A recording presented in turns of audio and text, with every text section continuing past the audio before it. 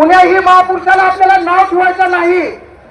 आपली त्यांच्या पायाच्या मातीची सुद्धा लायकी नाही मित्रांनो. त्यांनी शेण खाल्ले म्हणून आपण शेण खायचं नाही.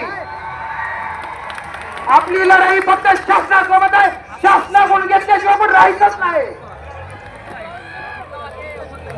आणि माझे दोन शब्द होतो कारण की मंचावर भरपूर जण बोलणार आहेत. मात्र मी बोलल्यानंतर सगळं मात्र सभा लागू पेटून उचल युवा नेते आदरणीय अमितजी गोरकेसाहेब यांना विनंती करतो आपण मंचावर यावं आणि ॲडव्होकेट किशोर शिंदे यांना विनंती आहे की आपण या ठिकाणी संबोधित करावं. ॲडव्होकेट किशोर शिंदे.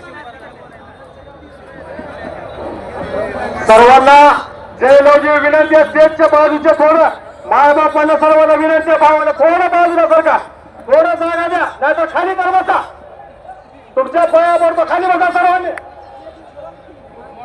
खाली बसा. थोडं शिस्तीचं दर्शन दाखवा.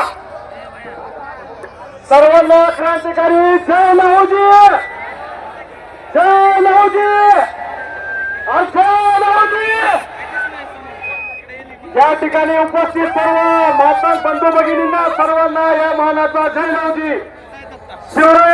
शिवरायांना पहिलं नमन रशियामध्ये जर कुणी केलं असं तर साहित्य सम्राट अण्णाभाऊंनी केलेलं आहे. शिवरायांचे विचार घराघरामध्ये पोहोचण्याचं काम अण्णाभाऊंच्या माध्यमातून